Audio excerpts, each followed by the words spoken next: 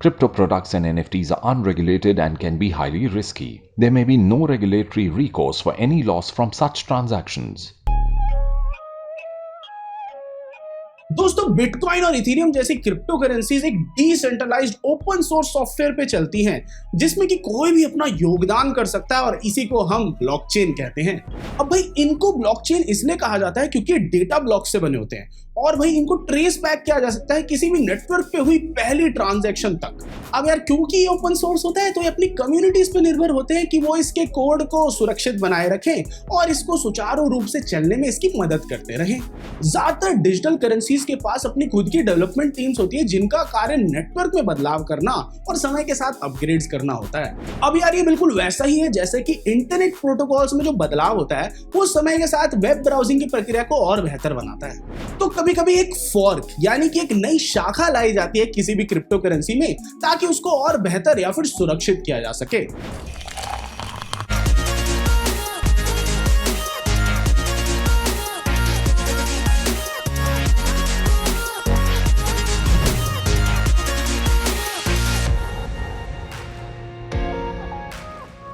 नमस्कार मित्रों, मैं हूं आपका दोस्त आदित्य झा। स्वागत है आपका क्रिप्टो अनफिल्टर्ड के नए एपिसोड में। और आज हम बात करेंगे फॉक्स के बारे में और इनके अलग अलग प्रकारों के बारे में। अब भाई एक फोर्क तब होता है जब कोई समुदाय बदलाव करे किसी ब्लॉकचेन के प्रोटोकॉल में या फिर जो उसके अंडरलाइन मूलभूत नियम कानून है उनके अंदर। जब यह होता है तो जो ब्लॉकचेन है वो स्प्लिट हो जाती है और हमको एक नई ब्लॉकचेन मिलती है जिसकी हिस्ट्री तो ओरिजिनल ब्लॉकचेन से मिल रही होती है, पर उसकी जो दिशा है और गंतव्य स्थान है वो अब ओरिजिनल वाली ब्लॉकचेन से अलग हो चुकी है। पर भाई सच तो ये है कि सभी फॉक्स जो होते हैं वो एक समान नहीं होते और इनको दो मुख्य प्रकारों में बांटा जा सकता है, हार्ड फोर्क और सॉफ्ट फोर्क।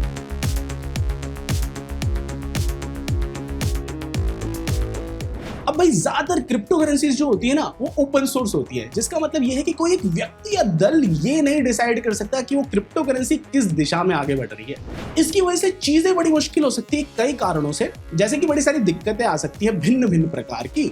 अब भाई इन दिक्कतों में से कुछ ऐसी हो सकती है कि इस बात का निर्णय करना कि किस प्रॉब्लम को पहले सॉल्व किया जाए ब्लॉकचेन पे। अब भाई दिक्कतों में से एक ये भी हो सकता है कि कभी किसी एक ब्लॉक को एक से ज्यादा माइनर स्टेज से सॉल्व कर दें, तो अब भाई इस स्थिति में क्या करना होगा। कभी कभी ये भी दिक्कत हो सकती है कि जिस नेटवर्क के ऊपर एक ब्लॉकचेन बेस्ड है वो नेटवर्क ही हैक हो जाए, तो इस स्थिति में क्या करना होगा। तो इन सभी जो अलग अलग दिक्कतों की वजह से फोर्क्स का निर्माण हुआ ताकि इन दिक्कतों को भविष्य में सॉल्व किया जा सके।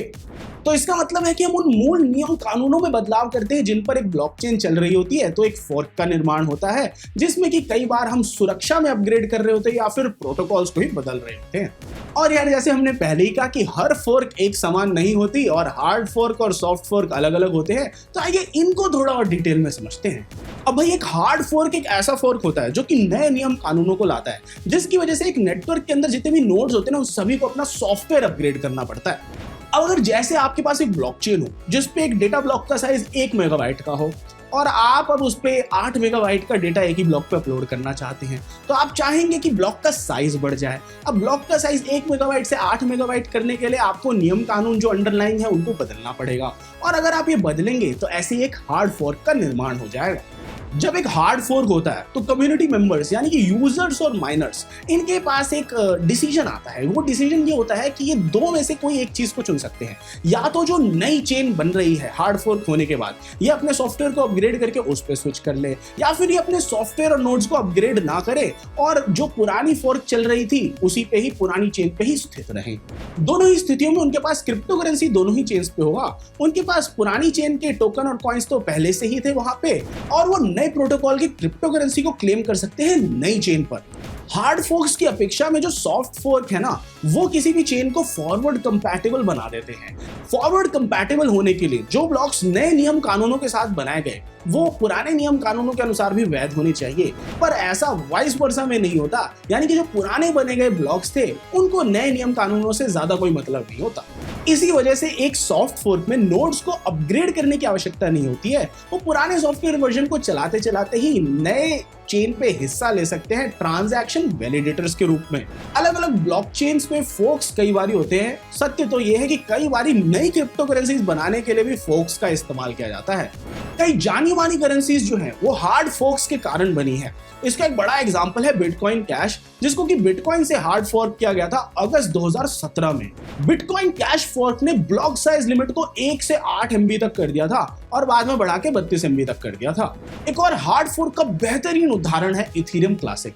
अब यार इसको बनाया गया था अक्टूबर 2016 में और ये तब हुआ था जब डेवलपर्स के एक समूह ने कुछ नए नियम कानून जो एक हार्ड फोर्क द्वारा लाए गए थे उनको सामूहिक रूप से रिजेक्ट कर दिया था।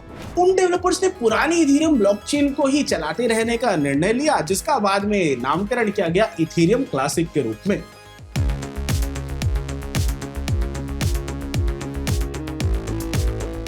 दोस्तों ये हफ्ता काफी बुरा रहा क्रिप्टो मार्केट के लिए, पर डिजिटल एसेट्स के लिए काफी बड़ा हफ्ता रहा कुछ अन्य कारणों की वजह से। यूरोपियन यूनियन ने अब एक प्रोविजनल डील तक बात पहुंचा दी है, कुछ एक सेट ऑफ रूल्स के लिए जो कि वैश्विक रूप से लागू हो, जिससे कि जो क्रिप्टो का वाइल्ड वेस्ट रूपी जगत है ना वो थोड़ा काबू में आ सके। तो भाई आपके मन में प्रश्न उमड़ रहा होगा कि भाई ये नए नियम है क्या? आइए जरा इनके थोड़ी सी दृष्टि घुमाते हैं। क्रिप्टो फर्म्स जिनको कि किसी EU के स्टेट में कोई भी टोकन्स इशू करने हैं या फिर सेल करने हैं, उनको अब एक नेशनल रेगुलेटर से लाइसेंस लेना पड़ेगा। इस लाइसेंस के तहत ऑपरेटर्स पूरे 27 कंट्री ब्लॉक को एक बेस से सर्व कर पाएंगे, पर उनके सर पे लायबिलिटी होगी अगर उपभोक्ताओं के डिजिटल वॉलेट्स में से कहीं भी क्रिप्टो करेंसी लूज हो जाए तो। अभी के लिए जो ये फर्म्स है वो एक यूरोपियन यूनियन के नेशनल रेगुलेटर को ये दिखाते हैं कि इनके पास सही कंट्रोल्स है प्लेस में, ताकि वो पूंजी की जमाखोरी को रोक सके, पर उनके पास अभी सिर्फ एक देश का लाइसेंस होता है जहां के लिए उन्होंने अप्लाई किया हो। अभी जो ये नियम है इनको लागू नहीं किया गया है क्योंकि अभी इस पे एक फॉर्मल रबर स्टैंपिंग की जरूरत है यूरोपियन यूनियन के देशों और पार्लियामेंट द्वारा, और ऐसा लग रहा है कि समय लगते लगते 2023 तक ही ये सब आएगा। ये नियम स्टेबल कॉइन्स पर भी लागू होंगे 12 महीने बाद उस दिन के जिस दिन से ये नियम लागू होगा। बाकी टोकन्स के लिए ये नियम जो है ये शुरुआती तिथि के 18 महीने बाद जाके लागू होंगे। क्रिप्टो फर्म्स जो कि पहले से ही एंटी मनी लॉन्ड्रिंग कानूनों के तहत काम कर रहे हैं, भाई उनको भी 18 महीने का समय दिया जाएगा ताकि वो नए लाइसेंसेस हासिल कर सके बिना अपनी सर्विसेज को बाधित किए हुए।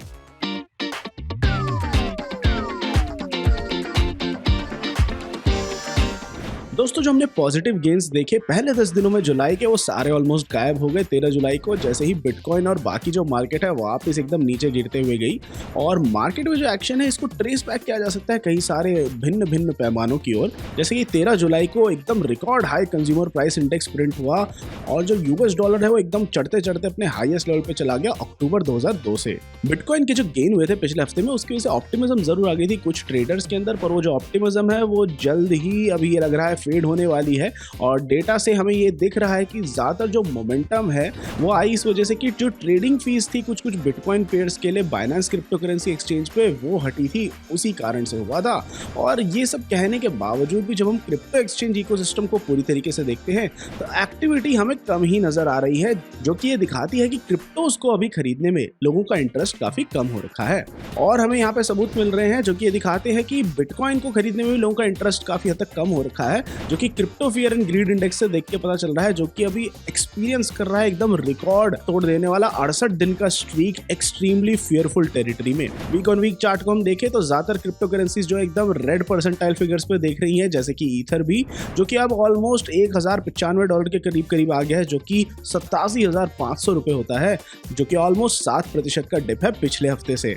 ऐसे ही कार्डानो, BNB, एवलांच, सोलाना और पोल्काडॉट ये सारे के सारे भी डिप्स की ओर देख रहे हैं।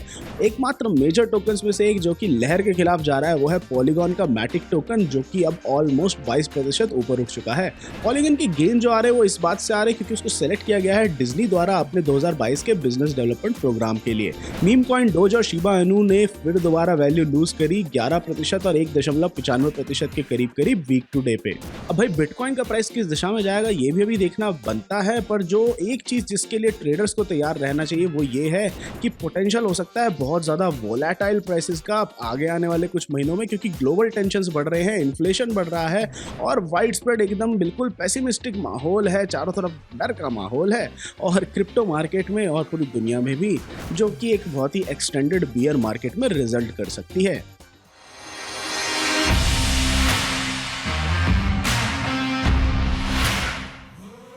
दोस्तों पिछले 24 घंटों में मार्केट जो है वो 0.83% नीचे गई।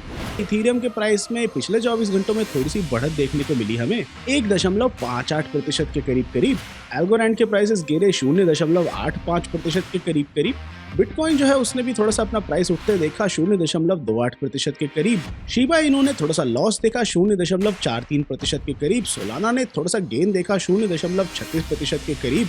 ऐसे ही सैंडबॉक्स ने गेन देखा 0.76% के करीब और गाला ने थोड़ा सा लॉस देखा 3.82% के करीब। अगर आप शुरुआत करना चाहते हैं अपने क्रिप्टो की सफर की, जानना चाहते हैं क्रिप्टो के बारे में थोड़ा और, या फिर आप ट्रेड करना चाहते हैं क्रिप्टो में, तो आज ही डाउनलोड कीजिए कॉइनस्विच ऐप को, जिसका लिंक हमने नीचे डिस्क्रिप्शन में दे रखा है। तो दोस्तों आज के क्रिप्टो अनफिल्टर्ड एपिसोड के लिए इतना ही। आशा करता हूं आपको फॉक्स के बारे में सब कुछ समझ में आया होगा कि हार्ड फोर्क क्या है, सॉफ्ट फोर्क क्या है और ये शाखाएं आपको कहां तक ले जा सकती हैं। अगर आपको कोई भी डाउट है तो नीचे छोड़िए कमेंट सेक्शन में और मैं आपसे मिलता हूं अगले एपिसोड में। Crypto products and NFTs are unregulated and can be highly risky. There may be no regulatory recourse for any loss from such transactions.